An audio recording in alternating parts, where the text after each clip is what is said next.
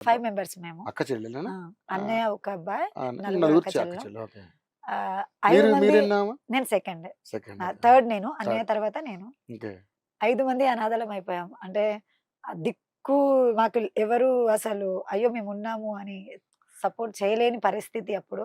మీకు పెళ్ళిళ్ళు అయినాయి అప్పుడు? లేదు, పెద్ద అవ్వలేదు, ఎవరికి పెళ్ళి అవ్వలేదు.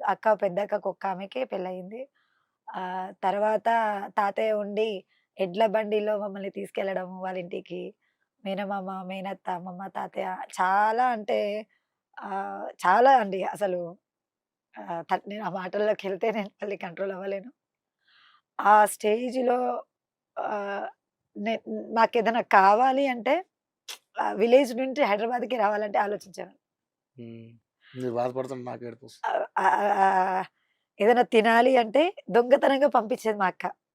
ఏదైనా ఉండాలి, ఏదైనా తినాలి అంటే దొంగతనంగా పంపించి, అంటే తన చెల్లెలే అయినా తను డేర్ చేసి రాలేకపోయి అలాంటి సిట్యుయేషన్ నుంచి బయట